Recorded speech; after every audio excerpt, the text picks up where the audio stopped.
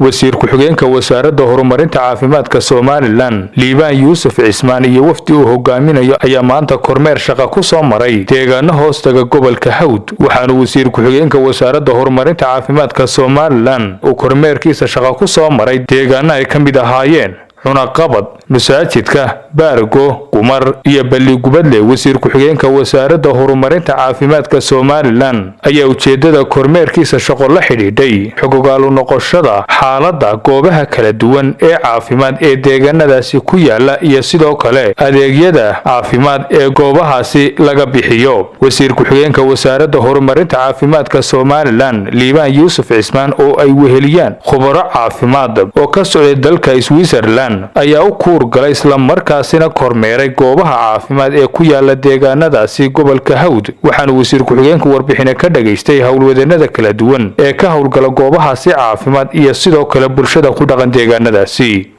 safarka waxa laga soo bilaabay jida dhexe wadada gumareedayda wasiirku wuxuu kuur galayay wasiir ku-xigeenku kuur galayay xaaladda caafimaad iyo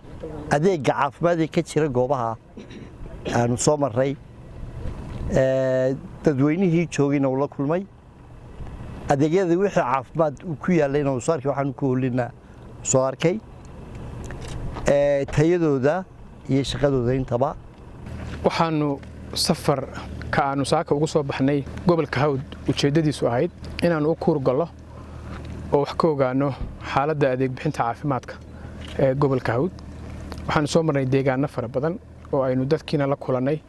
xarumihii bixinayay adeega caafimaadkana runtii aanu soo eegnay waxaanu ku talagalnay in caafimaadka gobolka Hawd guud ahaan runtii wax weyn laga qabto oo resourceska aynu hayno ee ay dawladdu hayso iyo ka ganacsatadu hayso iyo ka deegaanka iyo dawladaha hoose hayaan in aynu isku geyno oo caafimaad tayo leh runtii aynu ka sameeyno gobolka insha Allah meelahaanu soo marnay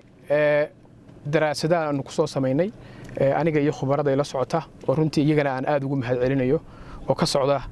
jaamacad ku taala dalka Switzerland hay'ad Swiss iyaduna waxay dileedahay jirta oo iyaduna inala socota waxaanu ku dadaali doonaa in hay'adaha iyo saaxiibada Somaliland waxa iyaguna gobolka haddii alla yiraahdo ay gacan weyn ka geystaan gobolku uu noqdo caafimaadkiisa mid ku filnaada haddii alla yiraahdo taasaan u soconaa kormeerkayguna waxa weeyaan kormeer xaqiiqo ah oo aanu doonayno in uu wax ka bedelo caafimaadka gobolka haddii alla ka dhigo maxamed Jiciir Axmed iyo Cabdinajiib Dayib Cismaan TV qaranka Somaliland magaalada Balli Gubadle